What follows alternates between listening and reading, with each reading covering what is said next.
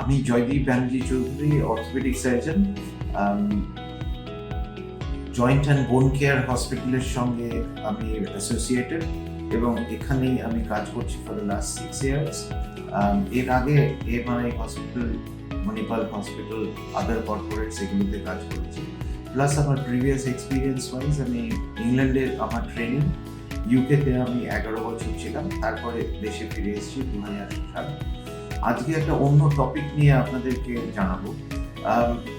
নি রিপ্লেসমেন্ট এখন মোটামুটি সবাই জেনে গেছেন যে কি হয় কি না হয় এবং কীরকম রিকভারি সাকসেস রেট কীরকম।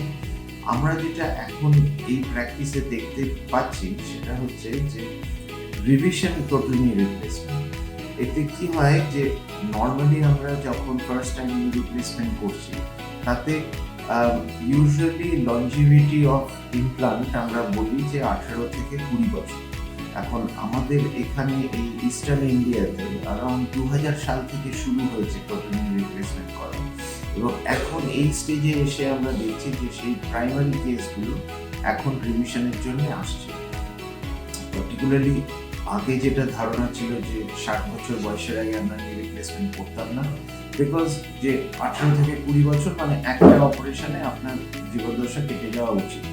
কিন্তু গ্র্যাজুয়ালি যখন টেকনোলজি ইমপ্রুভ করেছে, তখন সার্জিক্যাল স্কিল ইমপ্রুভ করেছে, ইমপ্লান্ট ইমপ্রুভ করেছে, আস্তে আস্তে এখন বয়সের সীমারেখাটা আমরা অনেকটা কমিয়ে নিয়ে এসেছি এবং সেই যে ইয়াং পেশেন্টদের বা বয়স্কদের যাদের নি রিপ্লেসমেন্ট হয়েছে ফ্রম 2000 সালে, তারা এখন যারা আছেন, যাদের অসুবিধা হচ্ছে, যারা অ্যাক্টিভ, তাদের ক্ষেত্রে এই রিভিশন টোটাল নি রিপ্লেসমেন্ট করতে হয়। রিভিশনের ক্ষেত্রে পেশেন্টের দিক থেকে প্রবলেম যেটা শুরু হয় সেটা হচ্ছে ব্যথা, বিকজ ইমপ্লান্ট যেটা বোন সিমেন্ট দিয়ে হাড়ের সঙ্গে লাগানো থাকে সেই জায়গাটায় আস্তে আস্তে হাড়গুলো এতদিন পরে ক্ষয় হয়ে যায় এবং তাতে ইমপ্লান্টগুলো লুজ হয়ে যায়। প্লাস যদি আমরা প্রাইমারি নি রিপ্লেসমেন্ট কথা ভাবি, যে থাই বোনের তলার দিকে সেইখানে একটা ইমপ্লান্ট থাকে এবং পায়ের ওপরের পোর্শনটায় কাপড় ওখানে সেখানে আরেকটা ইমপ্লান্ট থাকে। ওপরের দিকটা স্টেনলেস স্টিলের এবং নিচের দিকটা টাইটেনিয়াম এবং মাঝখানে একটা প্লাস্টিক মেটেরিয়াল থাকে যেটা acts as a friction barrier বা যেটা বেয়ারিং টাইপের।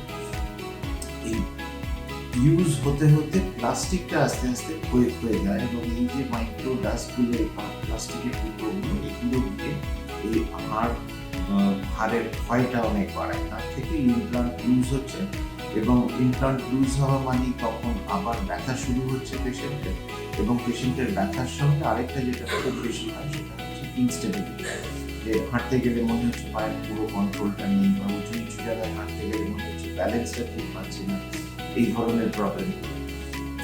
আমরা এই পেশেন্টদের দেখে এক্সরে করে এবং দরকার করলে সিটি স্ক্যান করে দেখে নিতে সত্যি কতটা বোন লস হচ্ছে বা বোন কতটা হয়ে গেছে এবং সেই অনুযায়ী আমরা প্ল্যান করে অপারেশন করি। তাতে প্রসিডিওরটা অলমোস্ট সিমিলার, তার চেয়ে একটু কমপ্লেক্স এবং অন্য অনেক কিছু অ্যাটাচমেন্ট লাগে।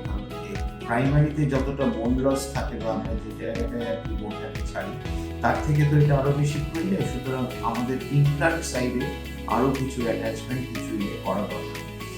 প্রাইমারি নি রিপ্লেসমেন্টের ক্ষেত্রে যেরকম 18 থেকে 20 বছর আমরা বলি লঞ্জিভিটি, এই ক্ষেত্রে আমরা বলি আরো 15 থেকে 18 বছর। কিন্তু এক্সপেক্টেড যে এই যেহেতু এগুলো বয়স্কদের, যে এই অপারেশনগুলো বয়স্কদের দেখছি যে তাদের ক্ষেত্রে আবার এই একটা সেকেন্ড অপারেশন তাদের জীবনটা হয়তো কেটে যাবে। অপারেশনের রিহ্যাবিলিটেশন প্রসেসটা সেম। পেশেন্টরা সেকেন্ড দিন থেকেই হাঁটতে পারেন, ব্যথা বিরাট কিছু হয় না। আমাদের ওই প্রথম দিন থেকেই হাঁটা, তারপরে বাথরুম, টয়লেট এবং সিঁড়ি ওঠানামা করে একবার স্টেবল পর্যায়ে এলে বাড়ি ছেড়ে এবং ওই 4 to 6 উইকস মতন লাগে ফর ফুল রিকভারি। ফিজিওথেরাপিটা খুব ইম্পর্টেন্ট, কারণ সেকেন্ড টাইম অপারেশনের পরে মাসলগুলো আরও উইক হয়, আরও